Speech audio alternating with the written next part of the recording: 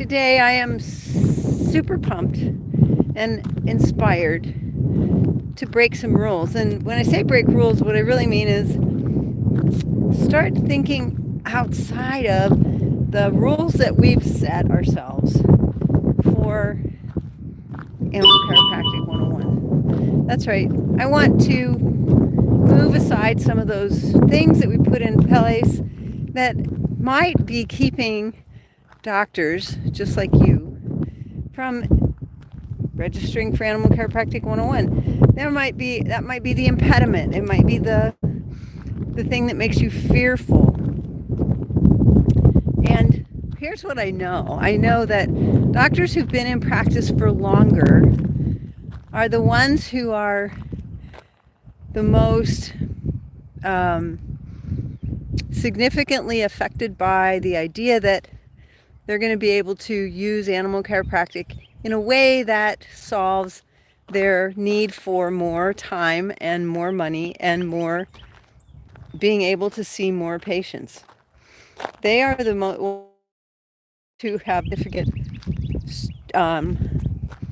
like let's say, blockages in their mindset. My goal this weekend is to remove some of those and to help them foresee that life is really good, and there are so many things that we don't give ourselves the time to do because we worry about crazy little things like, oh, how does my hair look? Oh, I don't know if I should be out in public. I don't know if they'll accept me as an animal chiropractor. You'll never know until you try.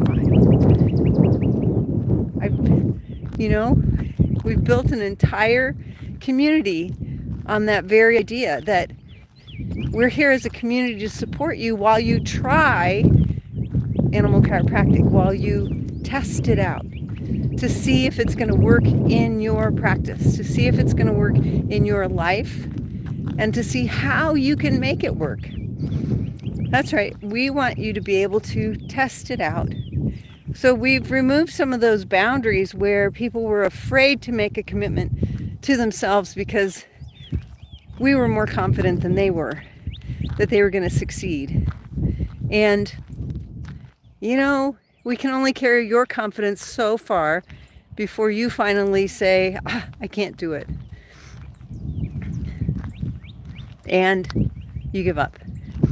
And I think we're at a point in reality. I know I just heard a report from one of the chiropractic universities that they have trouble getting students at the university to go out and do things, to want to take action, to want to engage in activities that will support them and that will actually help them. The students don't have the drive that they used to. Now they have to be coerced and bribed and, given something, some reward so that they can do things that actually benefit themselves. And I recognize that in our doctors. Even the doctors they're not young, they've got some, experience behind them. And we recognize that here, that people seem to want and do better when we...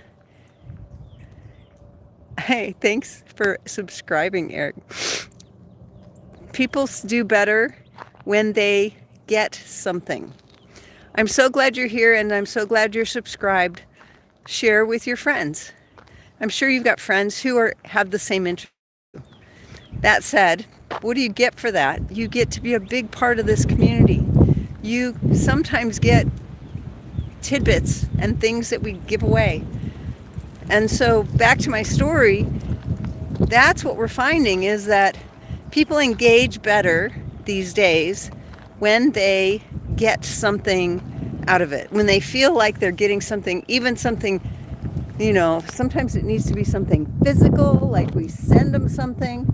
Sometimes it needs to be something emotional that takes them from that level of I'm a non-believer or I'm not sure I can get there, to that, oh, I get it and my life is better and I can see the changes in my life.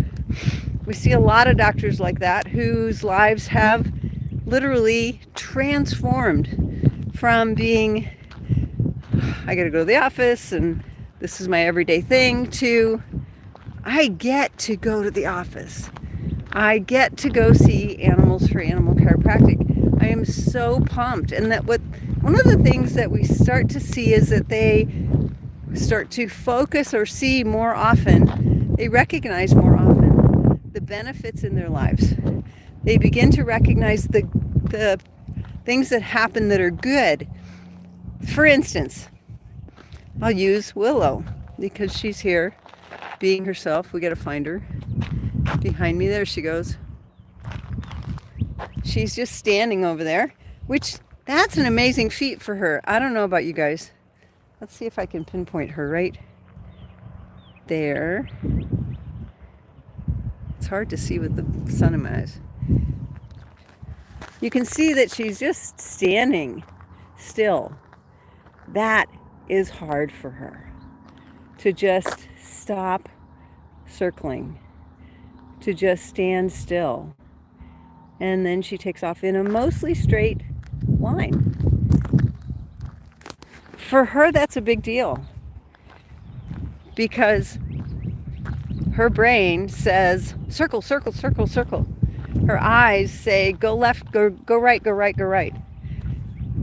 And it's a tough day for her when she tries to make a straight line because, where'd you go?